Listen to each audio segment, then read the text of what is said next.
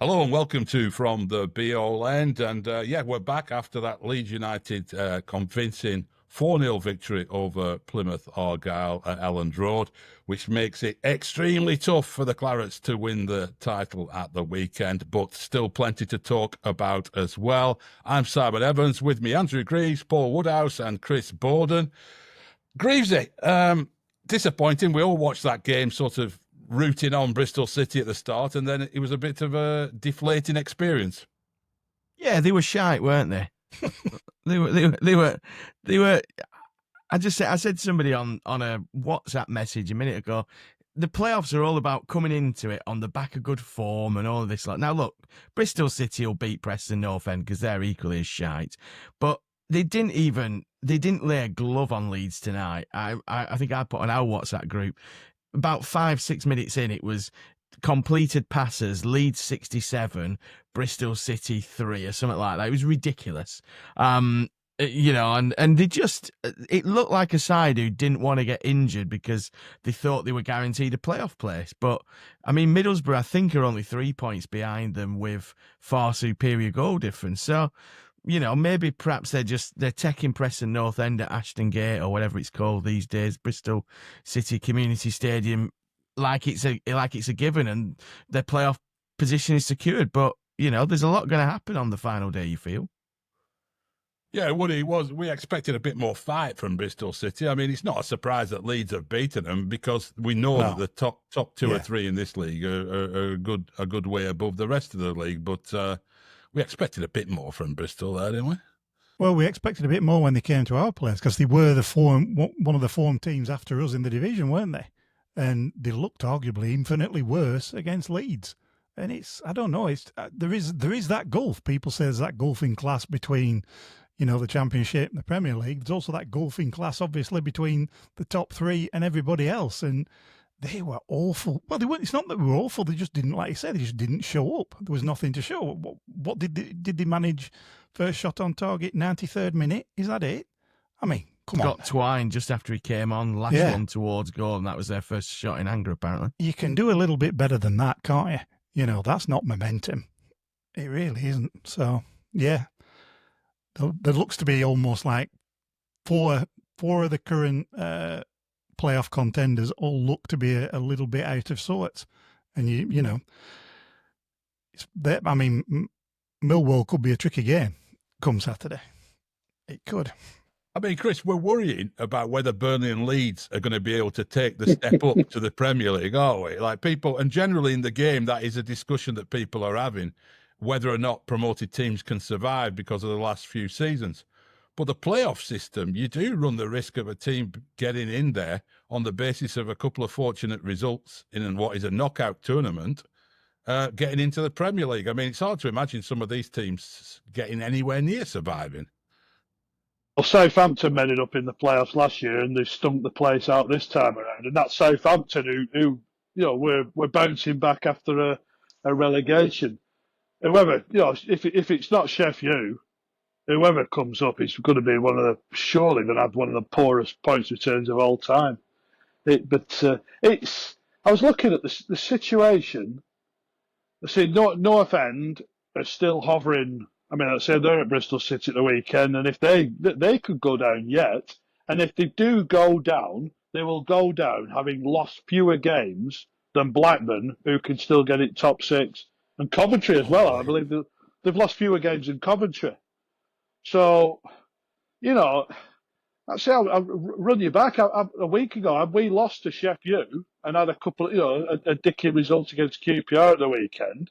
We could have been the team in third, and we could have been playing sixth, having been 30 odd points better off, and having lost 3 games. I say we all know the rules at the start of the season, but I look at the National League and say the Championship. The champions go up. Second and third get a leg up to the latter stages of the playoffs, and 4, 5, 6, and 7 play for the right to take them on. We've got, the situation is farcical this year. If Sheffield United aren't promoted, it's an absolute farce. But they're going to have to go and They're going to have to earn it. I go back to Burnley in '94, being 12 points behind Stockport. There's 12 points and there's 30 odd. So Yeah. sooner or later, you need some sort of handicap system in there to take account of what, it's almost worth saying if someone's, more than 15 points better off than someone, they need some sort of, whether it's a goal start, whether it's, let's say a leg up to the final. I don't know what it is, but it can't be right. It's an interesting one, isn't it, Greavesy? Because, I mean, the idea of the playoffs is it keeps more clubs interested to the end of the season. It avoids, a lot of dead rubbers in the last 3 or 4 weeks. But in terms of fairness and in terms of sporting merit, it is questionable, isn't it? Yeah, and lots of different leagues adopt different things, don't they? I know the Belgian league are changing their rules around who wins the Belgian league, because theirs is even, theirs is bonkers. It kind of It's mad, isn't it? splits down. You halve the points, but then you round them up if something happens. I watched a video on it trying to get my head around it, but I agree with Chris. I think the National League, I think it is quite interesting. One of the lads who works in the being assessed is in Todmorden for your pre and post match pints. Is a York City fan, and of course they're second in that table. They're not going to catch Barnet now, but it's about, can you get to a position where you're in that top second and third, and then you get that leg up. I think there's got to be something in it. I mean, we as Woody said, the golfing class between Championship and Premier League is one thing, but if Sheffield United go up, the teams that have come down, it could almost get in a situation where there's just 6 teams constantly swapping places, couldn't you? They're the ones, and I think one of Southampton, Ipswich, or Leicester will really struggle. Probably Leicester, because of the finances. But yeah, something needs to be done, because there's just such a gulf. And maybe it's just a one-off. I don't know, but. You can't have a team with 30 points having been deducted 2 points, potentially having 2 bad games, and the whole season goes to rat shit. I mean, one thing they do in Germany in the Bundesliga, I don't know if they still do it, but they have done it over the years, that I've always thought is quite interesting, is they have one of the relegated teams plays off against like the third place team, for example. Yeah. And that creates some excitement. It gives a second chance to a team that's going down, but it also is a sort of test, in it, in a way that Sheffield United would have to play against Leicester or whoever for the right to be in the Premier League. It's an interest. I mean, there are lots of different formulas for it. Did that in the late '80s in here, didn't they? Yeah, if you remember. Yeah. I think they do it in Scotland as well, don't they? No, so Premier League won't be. They won't be putting any of their extra clubs at jeopardy, will they? No. But I mean, it's a massive debate over here at the moment, isn't it, Woody? Promotion and relegation. There are more systems out there than just 2 up, 2 down, or 3 up, 3 down. But at the end of the day, people are going to complain no matter what it is, aren't they? You can argue, the idea of the MLS where you'll play pretty much a full season and then you have another season just for the playoffs. And so it's kind of pointless having that season. None of it's particularly perfect, is it? But it seems to be that obviously we found a particular flaw in this model currently with the Championship going into the Premier League. We know there's a problem, and that's the difference. There's no point. There's very little point in going up, and it's even worse if you wind up going up through the playoffs, because you arguably really haven't been planning for that shit, have you? That comes as a shock to whoever goes up through the playoffs, and you wind up, you can wind up having a Blackpool there. Next thing you know, you've arguably overspent, or you don't spend anything and come careering back down. But if you overspend, it's a huge problem, like we've seen with Luton. So I don't know. There are issues all over the place. There's got to, whether we find a fairer way of sorting it out, I have absolutely no idea. Yeah, we'll see what happens when they start looking into, the regulator starts looking into the whole parachute payments thing. I mean, that's a Pandora's box that could lead to all sorts of change. But in terms of this year's playoffs, Greavesy, there's been an interesting little bit of a debate online amongst Burnley supporters about the fact that, were we to slip up on the final day and help Millwall there, we'd also be doing the dirty on another club not too far away, which would be, crestfallen. some Marky Stanley. suggestions, some suggestions that Burnley should throw the game. I mean, it's ludicrous, really, isn't it? But it's more of a fan, would you accept it thing, isn't it? Yeah. Really, I mean, what do you think about this one? Yeah, I mean, it's absolute nonsense to think that we'd want not to give ourselves at least a chance of winning the championship because it would deny Rovers a rather unlikely playoff spot. I mean, let's just say the worst happens and Rovers beat Sheffield United at Bramall Lane. Ain't going to happen. They ain't winning the playoffs. You know, they're just not. You know, they're probably not even getting to Wembley. You know what? If they do, 6 points next season. You know, I'm not buying it at all. It's, you know, I want to win on Saturday. You know, 33 undefeated, 100 points, another clean sheet to push that record beyond the Port Vale record and Jim Stannard's record. I think it is that Trafford's now equalled. Yeah, I mean, it's one of them. We love a bit of a chuckle, don't we? If we just threw it against Millwall, tables would be turned because Rovers were threatening to lie down against Sheffield United if we needed them to get a result. You know what? Let them start cry-arsing like they usually do. I want to win on Saturday. I want to win that championship. Yeah, you can't imagine that Scott Parker team talk being, now, lads, I know I've said all season, you know, we've got to leave it all on the field, but today, no, it's not happening. But it would be maybe soften the blow if we were to have an upset at the hands of Millwall. Could look at it from that point of view. But I must admit, though, on the sort of thing about Rovers, and I suspect I'm in a minority on this one, I wouldn't have a problem if Rovers went up. I think it's to have the derby in the Premier League. I think it's good for Burnley. I think it's good for the region. I think, you know, I mean, you can be as anti-Rovers as you want, but I think we didn't like Rovers being in the Premier League when we were in the 4th division. I don't mind them being in the Premier League if we are too, Chris. Well, it's another year unbeaten against them without having to play them, isn't it? You don't put that record at risk, which is like I said, they went for 34 years they were unbeaten against us. We didn't play them for 17, so not a lot you can do. So if we never ever play them ever again, that would suit me down to the ground. But It would be a guaranteed 6 points, though, wouldn't it? So there is that. well, you'd like to hope so, and but we know so. Well, you just don't want that. Yeah, but you always say, well, we've said I think they're a poor side. I thought they'd fall away completely. It looked like they had. But if there's a form team going into it, they are it. And all of a sudden, all the protests and the Gested out and Waggett out and Venky's out, it's gone a bit quiet for the foreseeable because they're winning games again, and there's going to be a good following at Bramall Lane and. Well, but like I said, Millwall, I just saw that the other day. Millwall sold out. Now, I can't remember Millwall bringing a following to Turf Moor other than to the game in 2000 that I think we were 4-0 up in and they came back to 4-3 and seats started flying out the cricket field end and it got a bit scarum and I think we were both up there for promotion in the old 2nd division. But Alex Neil's canny. They're one of the teams that beat us. Mm-hmm. They'll funnel us out wide and hope that the big lads at the centre of defence have just had everything away. And we're going to have to be quite canny, I think, to beat them at the weekend.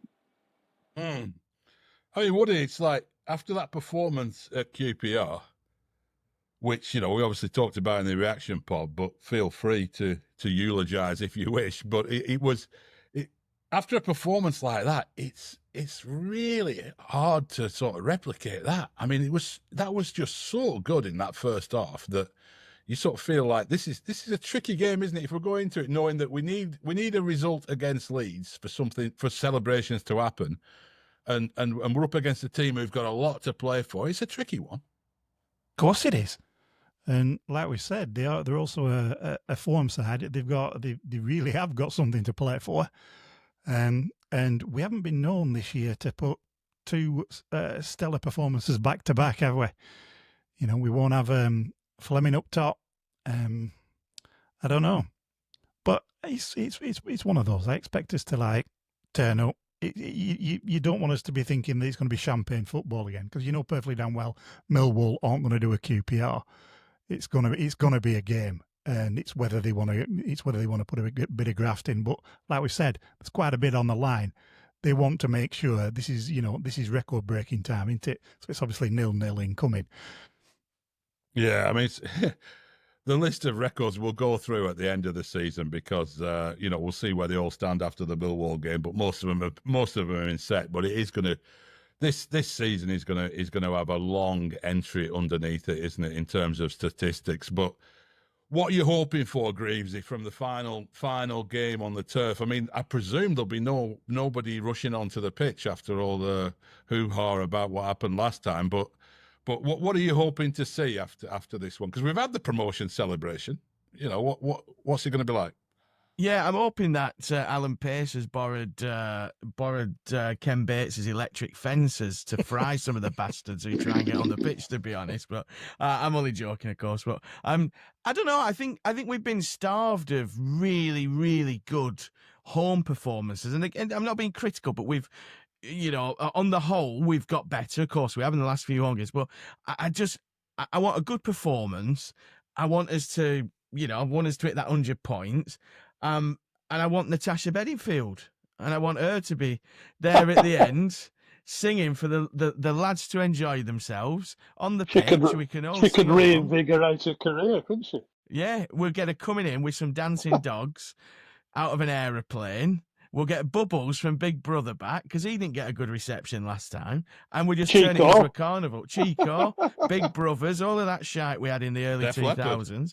Def Leppard, of course, yeah. Well, maybe Fishwick sorted that out for us. But I think this is part of the problem, isn't it? It's you wouldn't have thought anyone would go on the pitch given the kind of, very heavy kind of noises that are coming out of the turf. In terms of the pitch invasion last time, but they've got to have something to kind of keep that atmosphere going, haven't they? I think, and like you say, it could be, what you don't want is a damp squib in terms of we've had the promotion party, we don't quite get over the line because us and Leeds both win, but you want to show appreciation for this set of, this team who's just done this incredible job, and we want a party atmosphere, definitely, and I think, perhaps the flags might have been better served this week, perhaps, or I don't know. But we need something to build it up. Maybe Bobby's going to get his drum out. Yeah, I think the easy way to keep people off the field is to make it very clear that the players and their kids and wives are going to be doing a lap of honour together, like you've seen at United many times, and that sort of is a deterrent to having people wandering around on the field, isn't it? But I don't know how I feel about that. It's the old school in me remembers running on the field, and there was something quite liberating and exciting and exhilarating about it all. But we live in different times now, don't we? And a lot of fuss yesterday about the EFL Awards. Chris, we saw quite rightly. Let's start off with something that's no one can argue about. Scott Parker, Manager of the Year. Well, they can. Certain corners of the interweb have been arguing about it. But, go on, what have they been arguing? Well, it was. I don't even want to give them a shout out really, but someone who's had it in for Parker and Burnley all season. Sort of you can label. People have been talking about Manning at Bristol City. Well, you can't give it him. Eustace, can you give it him? Derby aren't safe yet. And so on and so forth. If Wilder's done a decent job in the scheme of things, yeah. But ultimately, Farker's done a great job. But I say we're all biased, claret and blue tinted glasses. But I say Parker can go 30, a championship record equaling 33 games unbeaten. We've equalled the clean sheet record all time. If we concede 14 at weekend, we've still got the best championship goals against of all time. As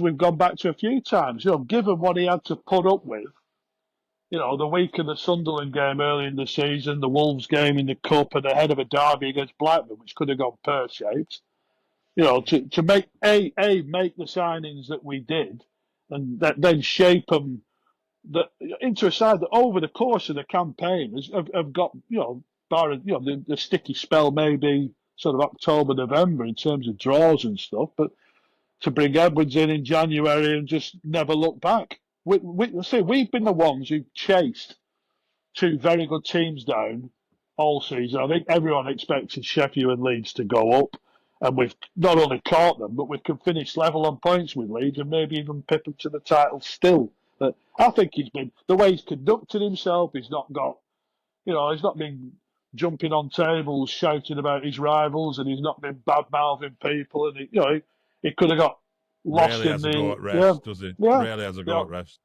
the Osmajic situation where he put an arm around Hannibal and backed him to the hilt, but without sort of calling out Osmajic or his club. I think he's handled himself impeccably, and I think and he looked like the new Bond, didn't he, last night? That's what I think. He's been that good. I think he could be the new Bond as well. Yeah, I know he's been outstanding. Greavesy, I must say we've touched upon this Alan Pace learning lessons aspect of it, and I do wonder when I see these photographs and the post match interviews of Pace with Parker, and I'm not for 1 minute questioning the sincerity of his support for Scott Parker and nor the rightness of making those comments. But you see these photographs, and I'm thinking, is he setting himself up for a fall again here? He seems very, very close again to Scott Parker, doesn't he? Wouldn't you, in his position, wouldn't you be just like a little bit? He's letting Vincent Kompany know that he's got another girl on his arm, isn't he? Really? These are the weekend away pics, aren't they, from Pacey? These are the kind of I've moved on. I hope you have. It's his rebound love, isn't it? It's nice tagging of the photo. Yeah, just like hello. But yeah, in terms of I mean that prick on that other podcast who's had it in for Burnley.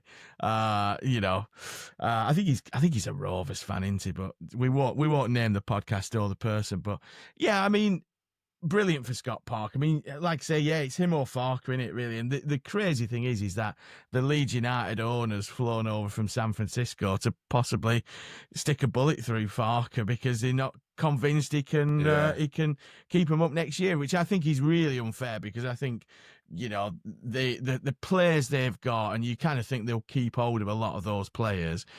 A bit like us, it's not a foregone conclusion. I think probably that Leeds team and this Burnley squad, and again, it depends on who you can keep, is probably better than both Ipswich and Southampton's squads this season, at least. Possibly on paper better than Leicester's as well. They've got a couple of decent players in there. So I don't think it's a foregone conclusion. And you know what? If Pacey is getting close to Scott Parker and it is a lasting love affair, then so be it. Because we want Parker here next year. Definitely. I know he's been linked with Spurs, which is madness. But you also get the impression that with this closeness, Pace isn't going to pull the trigger if things haven't gone quite well 9 games in, say, like Bournemouth did. Yeah, I mean, that's the interesting thing about this Leeds speculation, and I'm slightly being a devil's advocate here. But in Italy, it used to be relatively common for Serie B teams when they got promoted to pot the manager and bring in a veteran Serie A coach, somebody with experience of the top flight. And I remember covering that stuff and thinking, that's outrageous. That's so unfair. Can you imagine that happening in England? But, Woody, tell me if this is ludicrous thinking. From an owner's point of view, right, do we not go through a bit of a ritual in most clubs where we give the manager a chance, right? And we're talking about millions of pounds at stake here, right? We give the manager a chance to fail. And 9 times out of 10, they do. You get to November, they're in the relegation zone, they sack the manager then, they bring somebody else in, when they probably, in their hearts of hearts, knew in the summer that if we could bring somebody else in, we might not be in that position in November. Or is that just too cutthroat? Well, it's a cutthroat business, isn't it?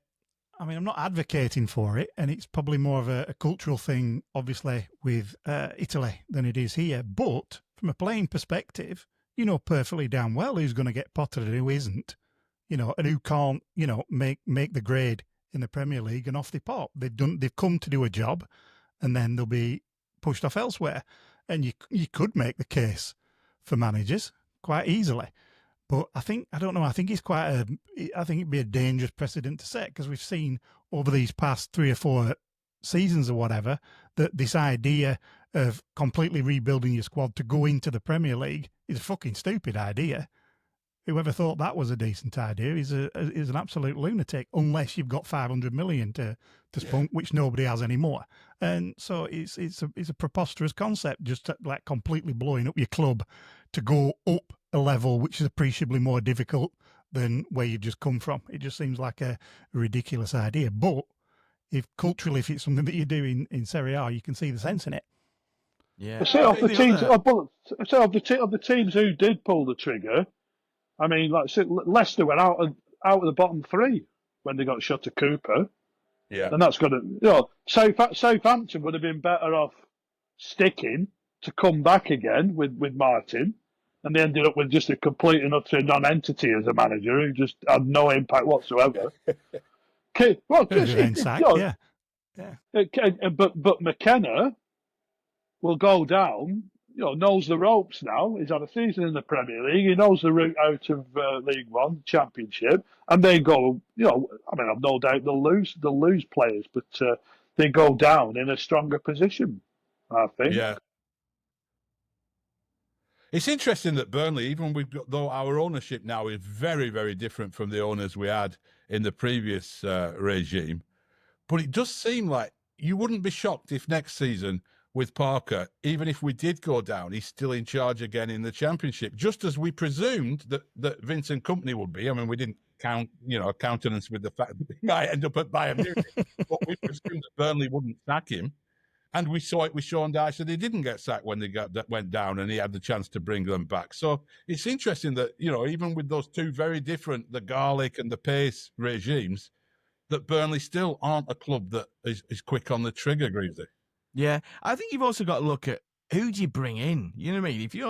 If you're November and things haven't gone well, who do you bring in? I was reading the Guardian story about Farke earlier, and they were saying, basically there's limited room for Leeds from a kind of cash point of view because of the PSR and the reporting and things, profit and sustainability.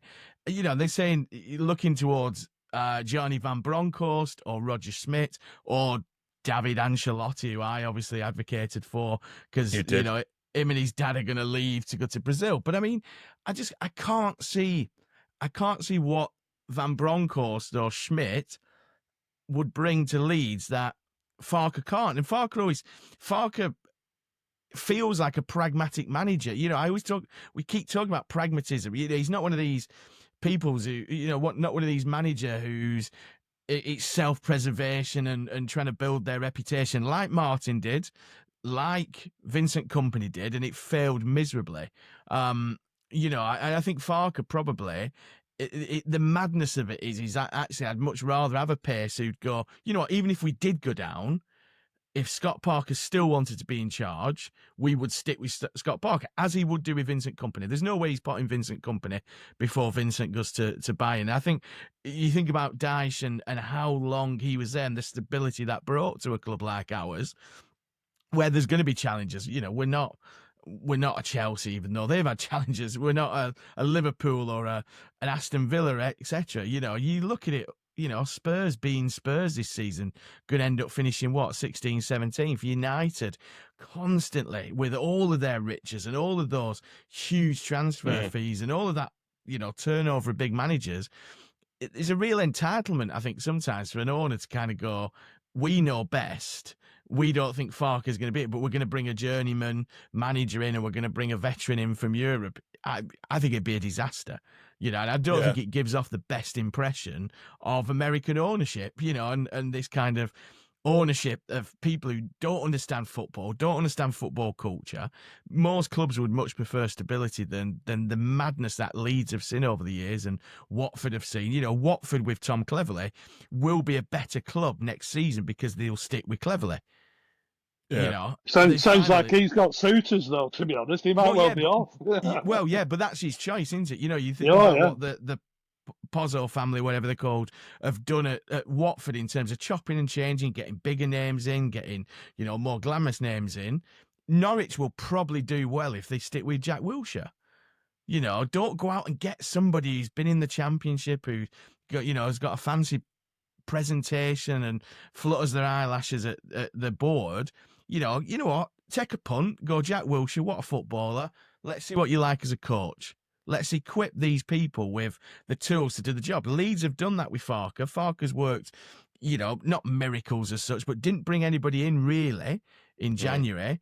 Kept hold of Nonto from last season. Peru's been fantastic. We talk about Player of the Year awards. I mean, how Hamer's won it ahead of us with claret tinted spectacles on, several Burnley players, but how he's won it ahead of Peru, 19 goals, 6-7 assists. You know, that's one Leeds United player. And I hate praising Leeds United players, but it could have been Tanaka, it could have been Dan James, it could have been any number of those players. And I just think give managers tools, let them work the magic, let them coach footballers. Yeah, Greavesy touched on it there, Woody, but as well as the Manager of the Year award, there was the Team of the Year award. 3 Burnley players in it. Josh Brownhill, 16 goals from midfield, not in it. The rules are that you can only have 3 per team, which seems very arbitrary. But what did you make of it, Woody? Awards are bollocks, aren't they? At the end of the day, all of them are, because they're all arbitrary. They're just designed for, you know, football fans up and down the land and elsewhere to argue about it. That's it. There's no merit in that at all, and we're all going to argue about it. So fuck them. You know, it's one of those things. It's just odd. You know, because if you were to do it properly and actually genuinely pick a side to take on Premier League best 11, it wouldn't have been those 11. You wouldn't have had this thing whereby you can only have 3 from each team. You know, you wouldn't do that in an England side, would you, for a national side? So why the devil would you do it for the EFL? Sorry, you know, it's just all bollocks. It's all a bit bollocks. Yeah, Bollocks. Yeah. Yeah. Chris, though, I mean, there's no way they could have picked a Team of the Year without including 2 Burnley centre halves in it, though. Well, no, you can't. You can't leave out the goalkeeper. You can't leave out the centre halves. I just, for some way, you shoehorn Brownhill in. I think it's an absolute travesty for the lad. You know, I was even looking at, you know, I mean, is it Bellingham's come away with the with an award as well, hasn't he? Yeah. You know, there's a number of sort of young midfielders who've outperformed him statistically as well. And you're thinking again, have they just picked him because of his name? You know, gets a bit of spotlight shone on the EFL and that sort of thing. You do start thinking cynically about these things. There's nowhere on earth they can leave Brownhill out. It's just so you can't pick 2 players from a team that are 14th. Come on, you know what they say. You know, Science hasn't. He's scored twice in his last 21, 22 games, and he's been banned for 6 games for gobbing on someone. To which I thought, what doesn't go down too well either, you know. But it's all a farce. It's like the old Ballon d'Or thing. We'll argue forevermore about Ronaldo and Messi and who's the greatest footballer of all time. It's just, you know. Luka Modric. Gail Platt. I mean, really, to be honest, looking at this league this season, if you were to pick a proper team of the league, it'd be a combined Burnley and Leeds side with maybe a Sheffield United player or 2 in it, wouldn't it? You know. Yeah, maybe. Yeah. Maybe Wilson, Isidore up top. I know. You know, if you're looking for a second Penalty striker, King Wilson. I just, you know, it's that kind of, I don't know, but it's bonkers, you know. But just on kind of performances, I've literally just seen something that Turf More Loyal, Ben from Turf More Loyal posted yesterday. Burnley's win over QPR was their 3rd by 5+ goals in the Championship this season. Their most in a league campaign since 1921. So we're really boring and dull, but we've had and defence weren't bad then. Defence weren't bad then either, were it? Yeah, exactly. So all these things that kind of get levelled at us, we're being boring. Parker doesn't deserve it. You know, we should be lucky that we've got 3 players in. Hamer, I just don't even want to discuss him. You know, there's so many better players in Yorkshire, let alone getting into East Lancashire, who should have won that against there. But it does feel a bit like they're just dishing awards out just to kind of keep all clubs interested and happy. But like Woody said, it's all a lot of bollocks anyway, isn't it? There's an argument that he is the best player, but has he been the best performer throughout the season? No. I think, Yeah, you can get the definitions on these awards, exactly. Mm. It's like over here, they have the most valuable player is the way they do it. And it's like, sometimes you get people saying, well, how do you judge that value? So it goes on forever. They are, as Woody said. Which quarterback has won the Super Bowl? Is that not how you define the MVP? They do it before the playoffs. Actually, it's not regular season, but But Clubman of the Year used to be the fat kid who turned up every week and paid his subs, didn't it? Maybe Hamish should win that one. That's what it was. I won a Most Improved Player of the Year award once, and that just means that you're not as shit as you used to be. Award, isn't it, basically? Yeah. I think in Lancashire League cricket, it's the President's Award, isn't it? President. For the good luck. Did you get one? Or most promising. Yeah. Any Kiss of Death award. Yeah. Did you get a most promising? Oh, I got a most promising. Did you? Yeah. Yeah. Only once, because you only get it once and then you shit after that, don't you? Yeah. Sack Ashworth. Potential. Presented by Sack Ashworth. Yeah. Probably meant I think Lower House are top of both the first and seconds as well, which is obviously pleasing. Best club in Burnley. Nelson got off to a flyer though. Yeah. Maybe we'll introduce a bit of Lancashire League cricket into our summer episodes as we look at our content plan for the From summer. beyond the boundaries. Yeah. Yeah. But anyway, cricket season not yet. We've got the big one at the weekend where we could still become champions of the championships, champions of the English Football League. It's a slim chance, but you never know. And we'll be back later to talk about that game again. Until then, have a great time and up the Clarets.